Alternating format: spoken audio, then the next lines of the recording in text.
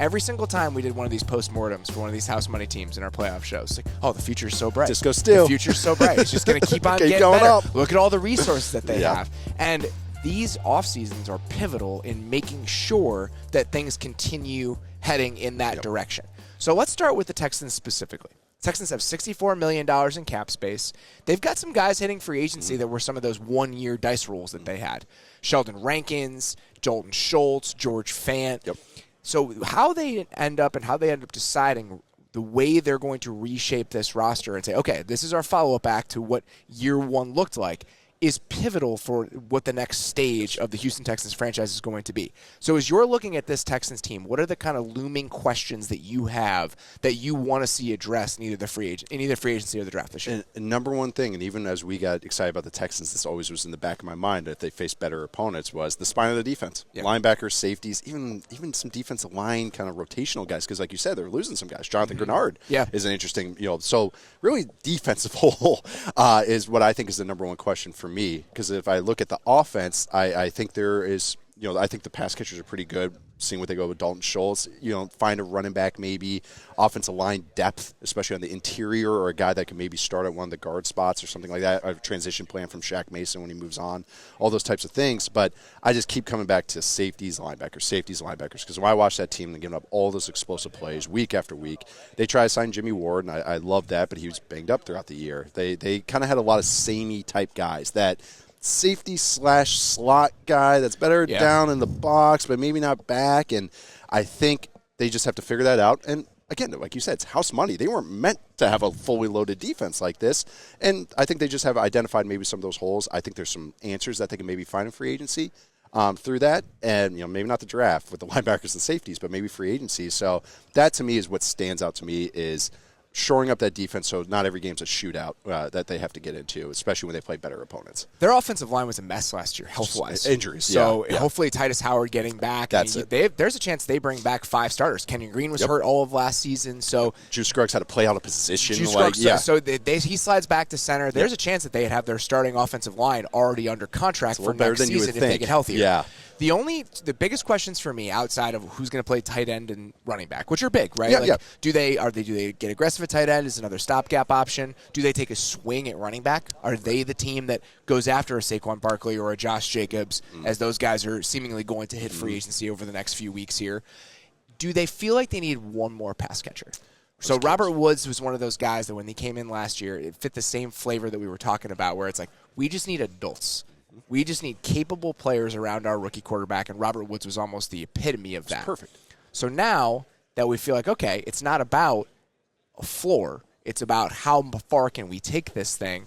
Do they go seek out another outside receiver to put next to Nico Collins, with Tank Dell being that third option? Because if you can get one more dynamic pass catcher involved there, whether it's a tight end or a receiver, combined with the offensive line getting healthier and what we saw from CJ Stroud, the offense gets really interesting in a hurry. Like you say, it's the ceiling.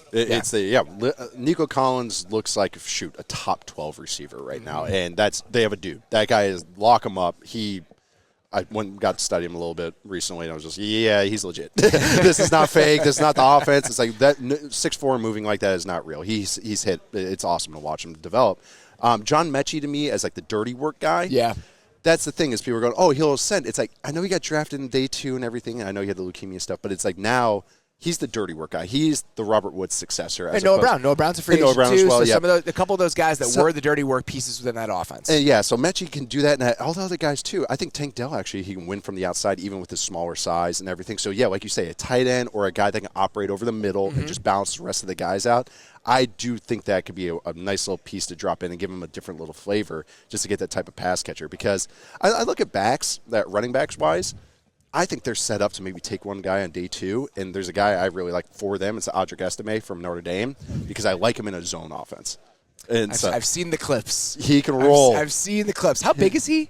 He's 6'1", 226. Oh, okay. I thought he was even bigger than that. I was watching you and Derek Klassen going back and forth with some of the stuff that he was doing, and I thought he was like even bigger than that. Oh no, he's 230. Listed 230. Yeah, but he looks like a big boy. He can roll, and he's built and everything. And Dana and I have talked about this. It's like you start studying the running backs, and it's like, there's not the Bijan or the Jahmyr Gibbs, but it's like there's some good talent on day 2. Plenty of kind of guys that maybe, Braylon Allen from Wisconsin, Audric Estime, those guys can maybe be your, innings eater, 12, 15 carries every single week. But there's guys that's like, I love this guy as part of a rotation or committee, or they're the 40% guy with the 60% guy, in the backfield. But they're kind of set for a nice little spot there. And I think if we're talking about the offensive line too, I think there's some guards in free agency that could fit for them too.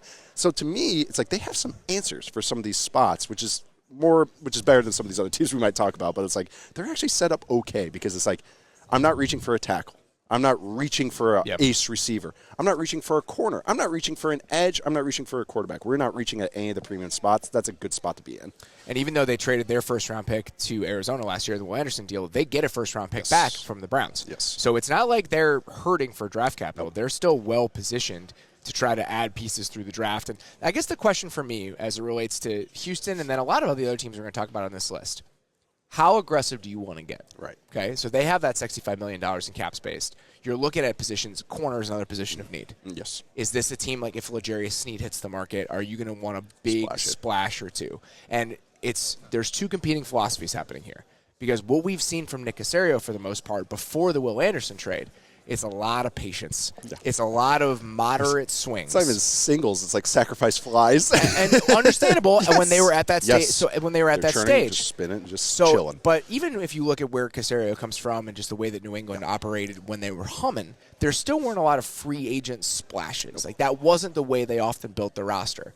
You look at San Francisco though, and what they've done over the last couple of years, they've been one of the most aggressive teams in the league. We know about the trades. We know about Trent Williams, Christian McCaffrey, but the Niners have had a big swing in free agency consistently almost every single year. Yep. They signed Javon Hargrave last year. They signed Javarius Ward the year before that. So they have not been afraid.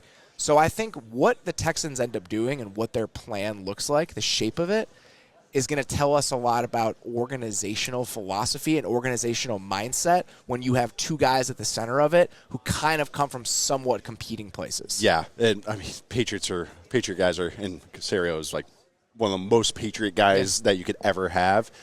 Yeah, they are all about the nickel and diming roster building, which is something I believe in, and something like that. That's why it's like, oh, do they just sign a guard in free agency? And they're like, that's it. We're good there. They do the trade for Shaq Mason for nothing. That is how they do things. But it was great. Yeah. It was a phenomenal move. But that's exactly right.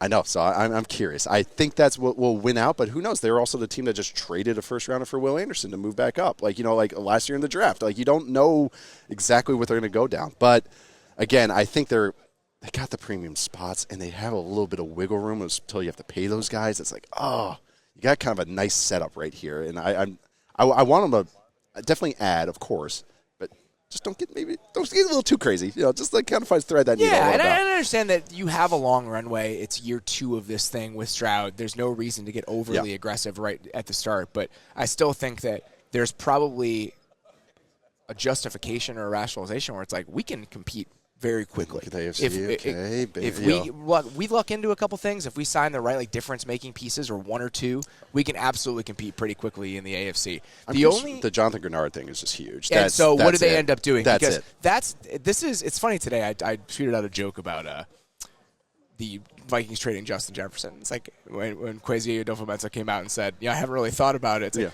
like, why would you? Yeah. Because the entire point of getting multiple first-round picks and $35 million in cap space is to get a Justin Jefferson. Yeah. And so with Grenard, they have $65 million in cap space. It's hard to find edges. Yeah. It's really difficult to find productive edges. Double-digit sack guy. You have seen what he can do within this defense. He's gotten better pretty much every single year of his career. So would your cap space be well-served signing a guy like that compared to somebody from the outside? Maybe. Yeah. So I think I completely understand them wanting to bring him back if it's possible. Yep. I know that DeMeco Ryans talked a little bit about that today. The lingering issue that we haven't really talked about is just what the running game looked like last year. Yeah. And so I think the question becomes, is that a product of rotating cast of characters along the offensive line, or can we get an upgrade to who's actually running the ball? I know it's not the smartest team-building thing, and I know in a vacuum it's probably not what you would want to do, but it's hard for me not to imagine what this offense would look like with a healthier offensive line and Josh Jacobs just running the ball. Yeah. And they're set up to potentially do it. And I in a vacuum, I probably wouldn't do that. But because the offense already looked so good, I have this tendency where I want to speed it up a little bit rather than the day 3 prudent decision, dropping an actual difference maker into that spot and be all right, let's go from the 30th best rushing offense in the league to 10th, and let's really start cooking here. That's tempting for me. I get it, and for me, it's the offensive line woes because they tried. Because I never had qualms with what are you running there or anything like that. And what Bobby Sloak comes from, that's another thing. Retaining Bobby Sloak is huge for the development of everything. But I think I saw him last night too, as I was hacking up a loogie, and I was like, oh God, really? As I'm walking by, I thought you got to watch yourself here, I thought I was in the street by myself walking back to my hotel, and I just hack, and he rounds the corner. I'm like, hi, coach. But anyways, but no, I get what you mean. I think just that's, hopefully you get the offensive line just somewhat healthy, and then we can maybe see it, because how explosive this offense was, especially throwing the ball. All right, we got to lift the floor. I mean, we talk about this with other teams. The Bills, what they reconfigured their run game and everything like that, they already have a commitment to it. Even though the run game was bad, Sloak was like, nope, I'm still doing it. This is my philosophy. This is what we're doing. I'm a Shanahan guy. So, okay, let's make it at least a quasi-strength as opposed to an outright weakness, or just even average will make it so much better.